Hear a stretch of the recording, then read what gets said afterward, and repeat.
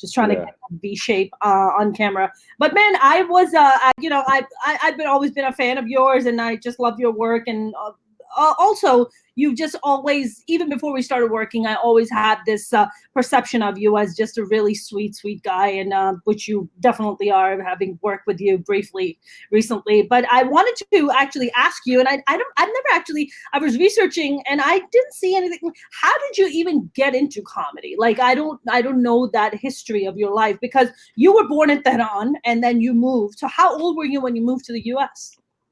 Mm, I moved to the US when I was 6 years old.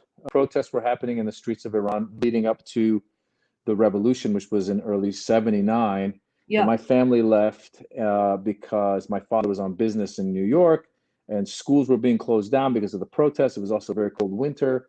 Yeah. So we thought we would come. My dad actually told my mom, why don't you bring me and my older sister?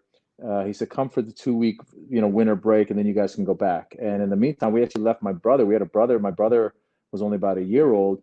We left him there thinking we'd be back in 2 weeks. And I always tell everybody we came for 2 weeks and we stayed for 40 years or whatever it is. And that's a Wow. pretty that's a pretty common story. I think a lot of people Yeah. didn't know about that. And so that's why, like, when I hear things like, the people coming from the caravan or Syrian refugees coming from civil war or whoever is trying to come to America, Yeah. I always sympathize with them because I think to myself, that could have been me.